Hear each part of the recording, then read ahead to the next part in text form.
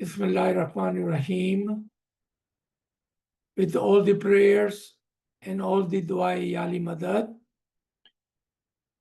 Today we bring you the second story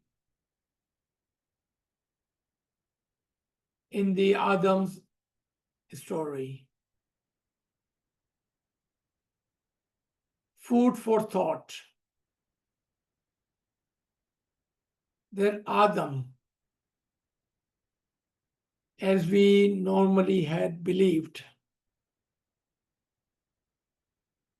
that he was created by the dust, by the mud, by Allah, with his own two hands.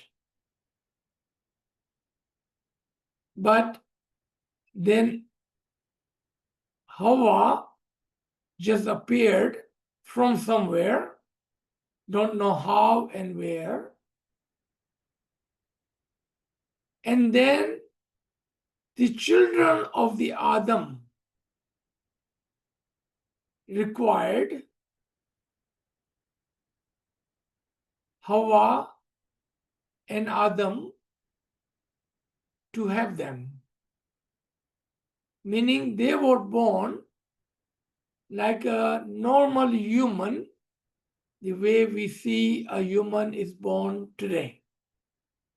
That's how they were born, in whatever time you place Adam in. Whatever time you place Adam in. Even in that time, the children of Adam, the two sons of Adam, they were born by a mother, Hawa, and by a father, Adam. But Adam was born uniquely, differently, not like other human, but by the dust and the mud. And still the mystery remains the birth of Hawa.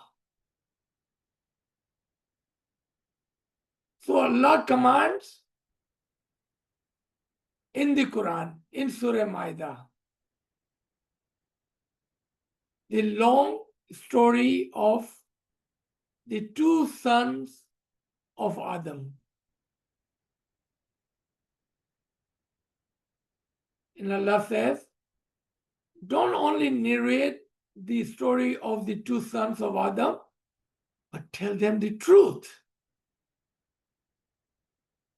about the story of the two sons of Adam. Meaning, whatever it has been told before, don't worry about that. Whatever story, the way it was narrated before, leave them aside and tell them the true story of the two sons of Adam.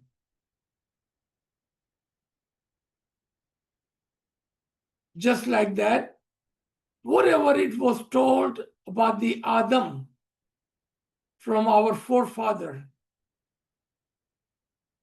we left them, we put that aside, and we took the truth out of the story of Adam. So our today lesson would be, let's see if we can do the same thing with the two sons of Adam. And as always, I will challenge your mind, your intellect, and your logic. And I'm going to tell this story not only one way, but in multiple different ways, or at least 2-3 different ways, to see if it's logical, just like we did with Adam's story, or do you find questionable, illogical. So here comes the first story of the two sons of Adam. And that was that there was two sons of Adam, Adam and Hawa, and that was it.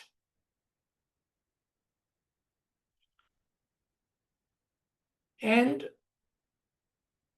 Adam wanted to appoint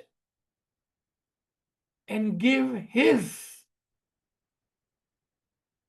nabuwat or imamat to his son Habil. Upon that, Kabil objected and said, I am more deserving of this than my brother Habil.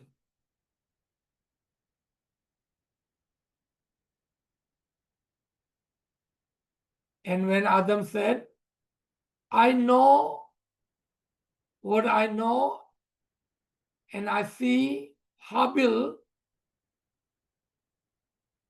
as a deserving brother to have my place after me. And Kabil was angry at that. And he told his brother, I will never let that happen. Even if that means I would have to kill you, then I will kill you. And when his father insisted, Adam insisted that Habil be my asas and he will take my place after me. Kabil, the man of his word, killed his brother Habil. I'm challenging your mind, your intellect. So he did kill him. That left us with Adam, Hawa, and Kabil, who just have killed his brother Habil. And remember,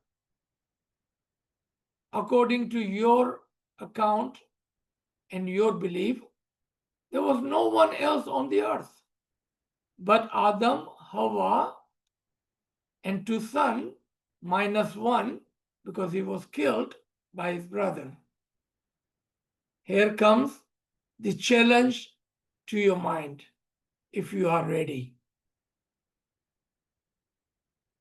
If we believe in this story, the way it is told by generation to generation, from forefathers to our parents and our parents to us,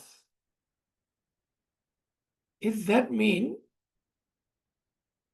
every single human in the past and present are the children of a murderer?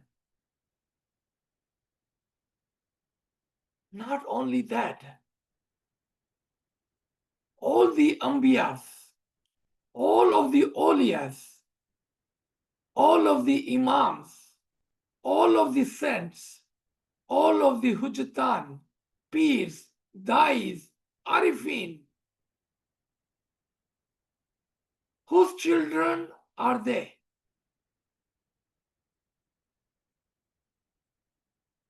Is your mind, is your intellect, is your logic challenged? Are you shaken yet?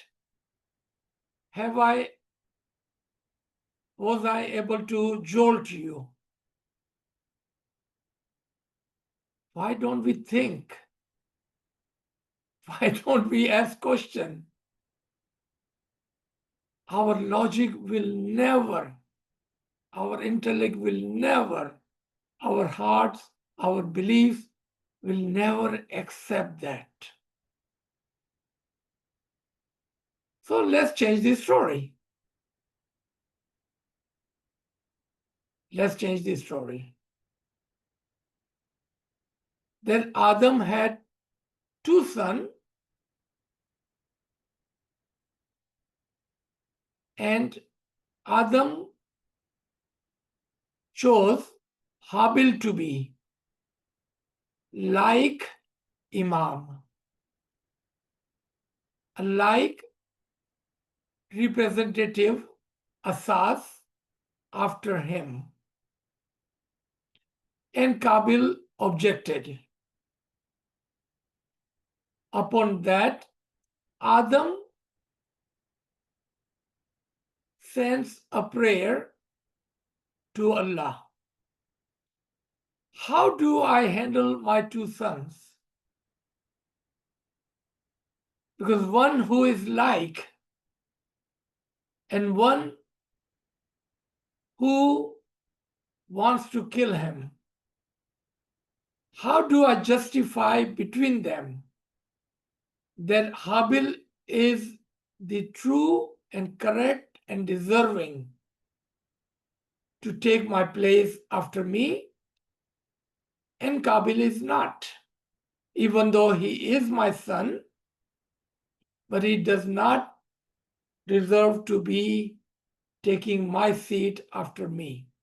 How do I justify that? So Allah says,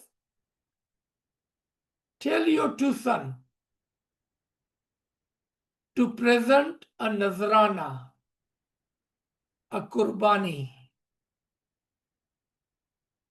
to me. That way, your son cannot say, my father is not fair to me. Now you are leaving this to Allah, and I will choose the one amongst your two sons. And how I will choose? When they will present their Nazrana to me, their Qurbani to me, ask them to put that on a small hill, and I will send my Nur, a fire. And whomever my Nur will touch will be your Haq, Barhaq, Imam after you. He will be your Asas after you. And the one I will not touch nor accept the Qurbani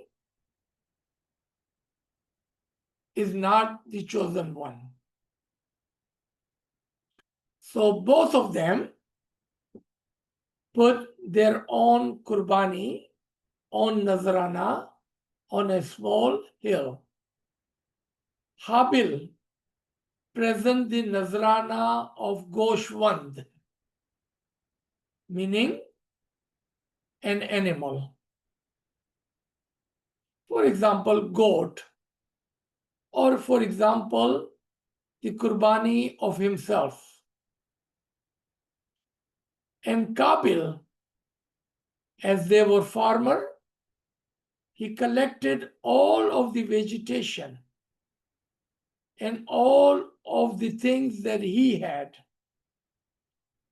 and fully he presented the Nazrana and put it on the top of the hill. There was his Qurbani presented in the form of vegetation and other belongings that he had.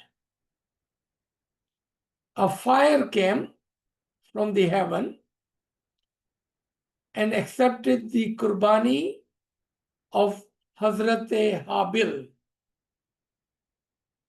and did not touch the Qurbani of the Kabil, even though they both had agreed when the father Adam told them that it is not me. We will leave this selection, this decision to Allah. And whomever Qurbani he will accept will be my vicegerent, my Khalifa after me, my Asas, my Imam Barhaq after me.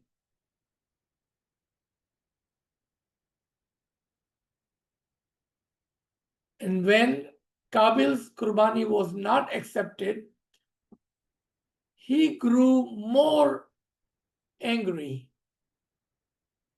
and repeated his intention to Habil that I will surely will kill you if our father does not give me what I deserve. And I deserve to be his vicegerent after him. And Habil said, you do as you wish, and you do as your carnal soul commands you.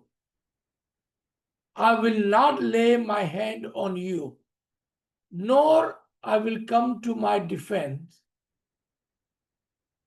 If you kill me, then I'm ready to be killed.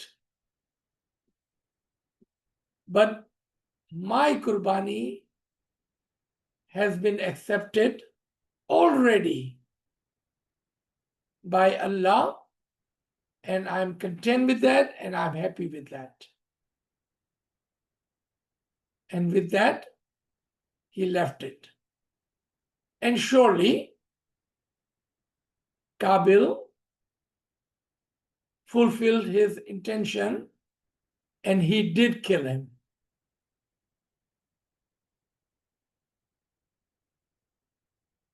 And now they leave us with, according to your belief, Adam, Hawa, and one son of Adam, Qabil, who was a murderer, and we had nobody else.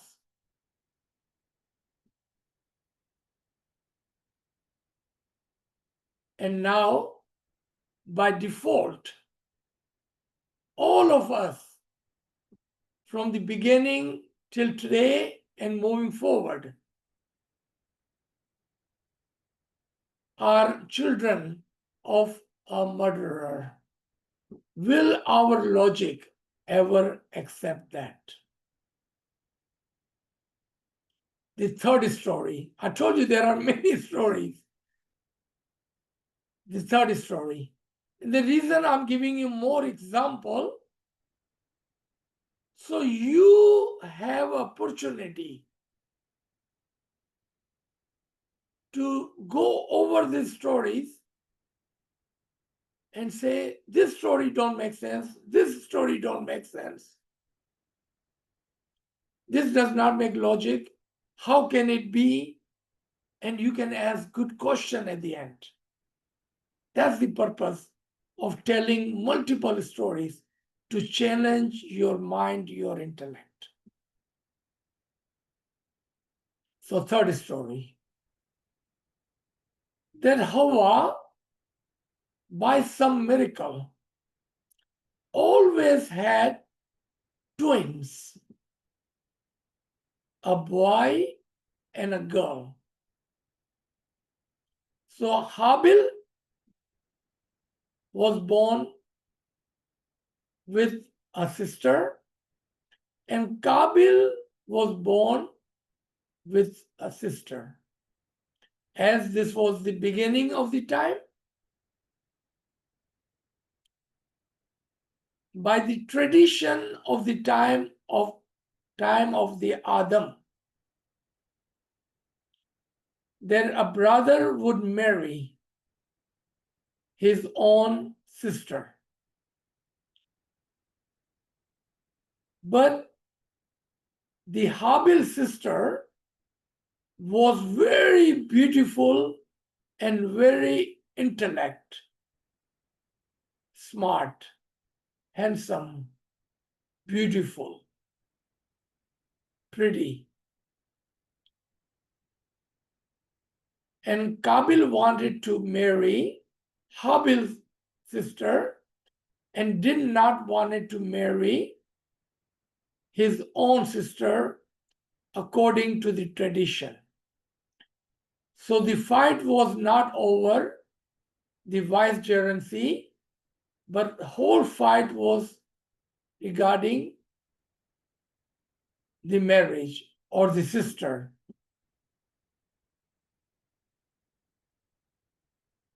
And therefore, he killed his brother.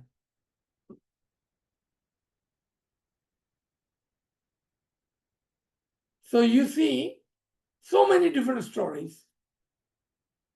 And there are more stories by different people, by different books, by different beliefs.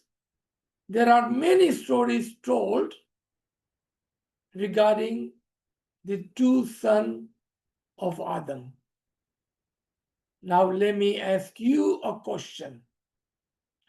Regardless of which story you and I pick to be the true story, in any case, will we accept any of these stories? Or the truth is different other than what these stories are? Then why and how Allah tells this story in the Quran? Isn't Quran the book of guidance for the reader, for the Muslimin, for the Mu'minin? But this story confuses us more than it guides us, apparently.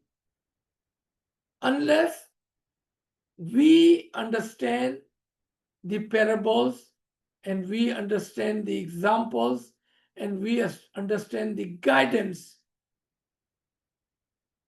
in these stories. So what is the guidance?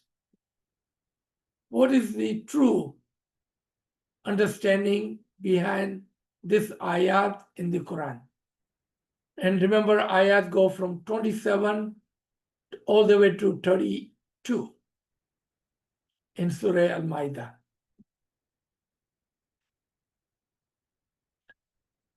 And there is one more story after that. But let me ask you a question, and then we will go to the fourth story. Up to this point, according to these three stories, regardless of how it went down and what was the reason for this story to take place, if Quran is the book of guidance for all the time, including our time today, does that mean that there is a Adam or example of Adam today, and there are two sons or two kind of son of Adam even today? Those who are deserving and have taken the vicegerency or have taken the place or are the ambassador, representative, dais of the Imam. And then there are those who Imam did not choose to be his representative, his dai, his ambassador to speak for him. And therefore, they are against the deserving ones. And therefore, either physically they wanted to harm them, or emotionally they wanted to harm them, or spiritually they wanted to harm them, or intellectually they wanted to harm them. If the Quran is book of guidance, why Allah is telling a story? Because Quran is not the book of story, but the book of guidance. How we will understand that? It's a book of guidance. Then this story must be played out in today's time.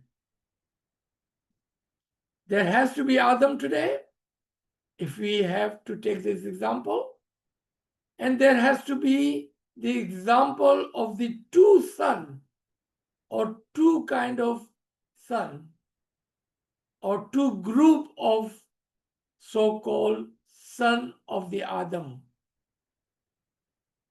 One who are deserving and one who are not deserving. And those who are not deserving are the enemy of the one who are chosen by the Imam.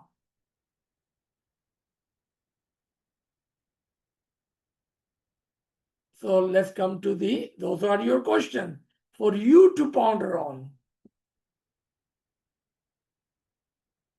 And tell me, what do you think about that? You think this story is the story of our time, or is just a story of the past and doesn't not even apply to us? And if you do say that, then you are saying we should just, Nozbillah, ignore this 9 or 10 ayat of the Quran. Just ignore it, because it does not even apply to us, because it's the story of the past.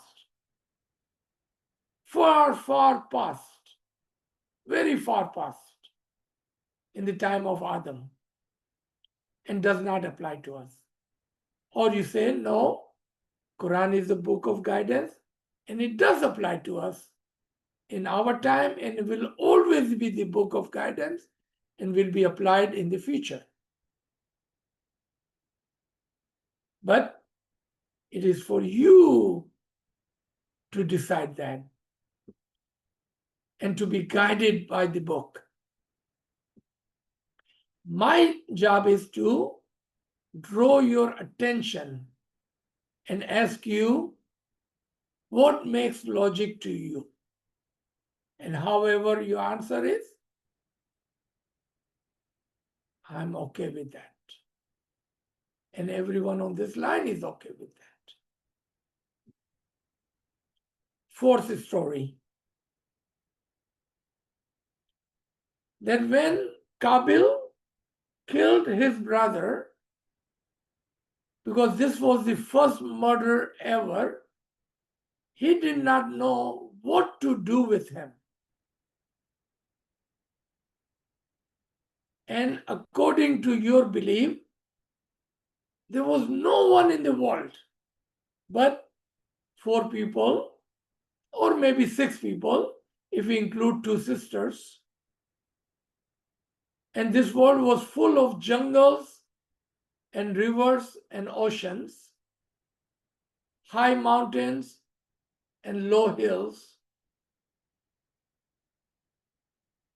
How hard would it be to throw that body anywhere he wanted to? The entire world was his graveyard. He could have thrown him anywhere. But the story goes, the fourth story, that he carried his brother on his shoulder for days upon days and did not know what to do with it, until one day he saw 2 birds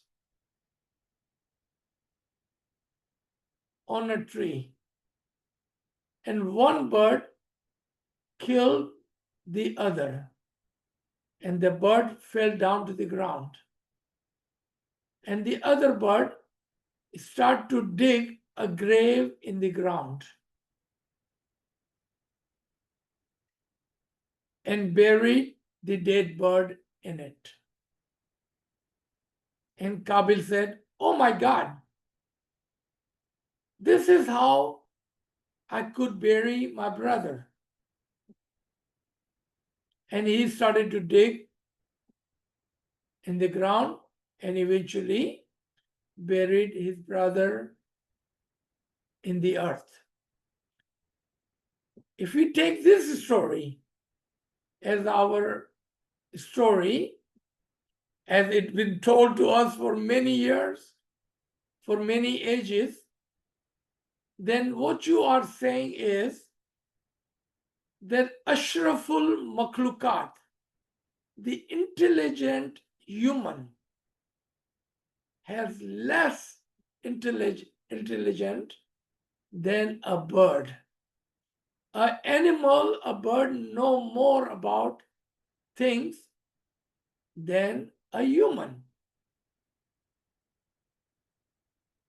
Would your logic accept that?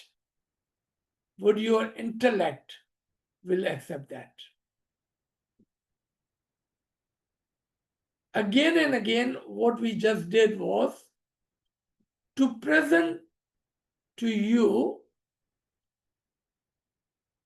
4 different, amazingly, true story. Every story was true in its place, but put to you in different ways.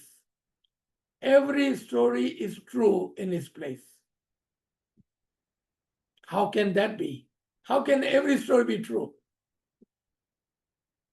Because 4 different stories cannot be all true, unless there are 4 different ways to look at these stories, and there are 4 different ways to understand this story. Meaning, the tawil and the batin of each one of this story is same. There are just 4 examples of the truth. What example comes to your mind? And I have given this example many times. Let's say your name is Kasambai, my favorite name. You are a son of your parent. You are brother to your brothers and sisters. You are father to your children. You are husband to your wife. You are uncle to your niece and nephews. You are a class fellow to your other class fellows. You are a co-worker to your other co-workers. You are a doctor or engineer or a teacher to others. How can all this be true at the same time? Well, it depending on what side of the story you like to take. You are truly a son, and also truly a brother, and also truly a father, and also truly a husband, and also truly a co-worker. And all of these are true of you, one single person. Just like that, all these stories are told are true stories from different angles, because the secret is hidden in the batin, in the tawil of the story. So in the short, the story of Adam is the story of Adam of all the time, including today. Adam is Zaman, Imam is Zaman, who is Rahman and Rahim for the entire humanity. And there are 2 kinds of human. Those who are good and who would not kill, and those who are bad, who would kill.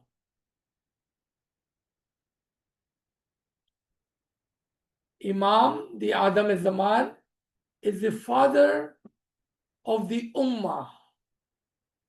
And amongst the Ummah, there are those who will obey the father, the Adam. When Adam will say, my son so and so will be your next Imam. And Ummah will say, we do not believe you, nor we will believe in the Imam after you, because they don't believe in Imam. So who was the Adam at the time of Mawla Ali and Huzur sallallahu alaihi wasallam? Huzur was the Adam and Ali was their son, and there was one other son besides Ali. When Ali was chosen to be the Asas and vicegerent, the other sons or son objected to that, and they did not accept Ali. And eventually, they killed the true Janasheen, true vicegerent, Ali. You see how easy it was to place a logical tawil to this story. Moving forward. Again and again, the Qabil of the time, again and again, Bani Adam killed Habil, Imams, killed Hujatan, Peers, killed Dayan, killed Arifin. And this story is repeated and told again and again in our history. Again and again. Does that mean this story is being repeated today as we speak? And with that, I will end. I will give you a short preview and I will ask you a question. Among the murid of the Imam and among the Arifin of the Imam, when Imam chooses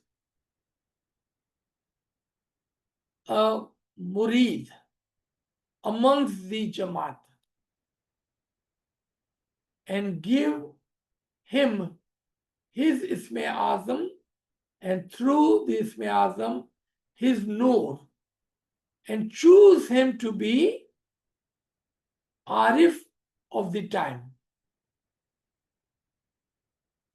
then the Qabil, the other murid of the Imam,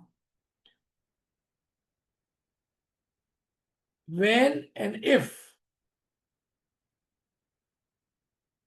they don't accept him,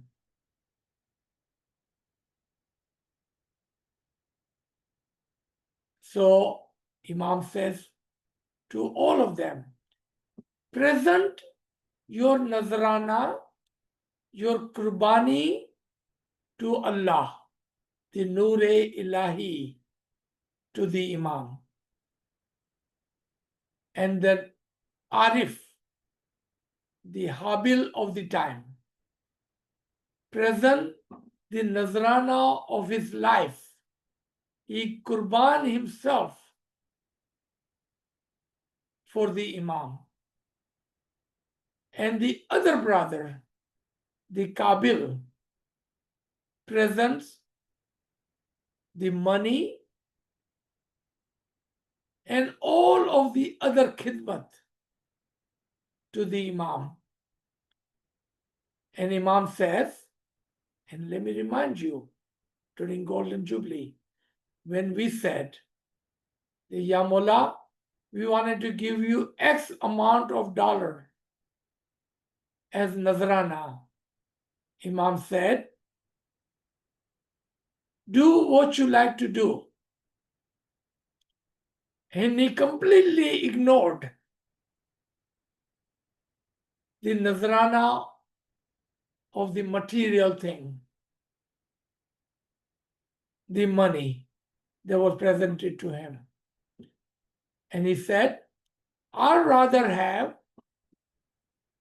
the Nazrana of the time and knowledge, because that requires your precious time and your lifetime and your knowledge and your lifetime. So when one Mu'min Salik, an example of Habil, present himself and give his entire life Qurbani to the Imam Zaman, he accepts that Qurbani and sends his Noor to accept that Qurbani, and he gives him his Amr and his Noor. And the Qabil of the time dislike that. So what do? They try to physically kill him. When they cannot kill him physically, they emotionally, spiritually, and intellectually try to discredit him and his place and his ilm. And this is how the killing take place. It is possible that Qabil did physically kill Habil, but I don't think so. It was not a physical kill, but it was not accepting Habil. He killed him emotionally, spiritually, and intellectually. Not now he was void of his brother's blessing, love, and ilm, and the nur which was given to him by the Adam is Zaman, Imam is Zaman. So he may as well be a dead person to him, as he had no benefit coming from the Habil or the Arif of our time. I'll leave you with a question. Are we with the Habil, or are we with the Qabil? Because Qabil is not one but many, and so are Habil. And there is a Habil, and there are those who are with Habil, and there is a Qabil, and there are those who are with Qabil. How do we decide that? Who is with the Imam Barhaq and who is against the Imam Barhaq? And you see, it's not one but many. Just like that, if Imam choose and pick a moment amongst his spiritual children to be a Habil, then who is Habil and who is with Habil are the righteous. And who is against that spiritual child, Habil, he is Qabil, and those who are with him are also the force of Qabil. What do we call that Qabil in the time of Adam? We called him Iblis. As Iblis did not accept the Adam, Qabil did not accept the Habil, and those who do not accept Imam are equal to Qabil, equal to Iblis. And just like that, those who do not accept the Arif, the Habil of the time, are equal to Qabil and equal to Iblis. Inshallah, let me stop here. We are not done with this chapter because I still like to know, what do you think? Where do you stand? How do you understand yourself? So let me stop here.